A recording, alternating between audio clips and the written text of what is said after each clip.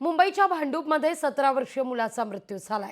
Pannalal कंपाऊंडमध्ये shock लागून ही दुर्दैवी घटना घडली आहे। तरुणाचा कानात हेडफोन होते।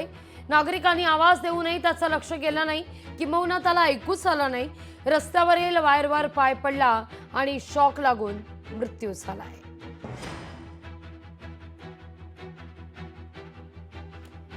पन्नालाल कंपाऊंडमध्ये शॉक लागून 17 वर्षीय मुलाचा मृत्यू झालेला आहे।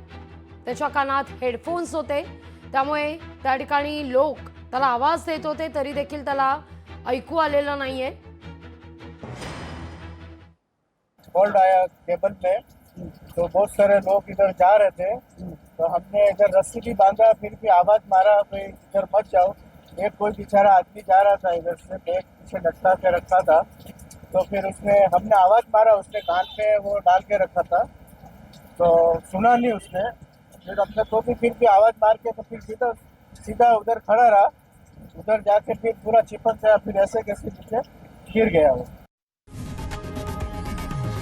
लोकशाही मराठी ऐका, पहा, जागरूक रहा।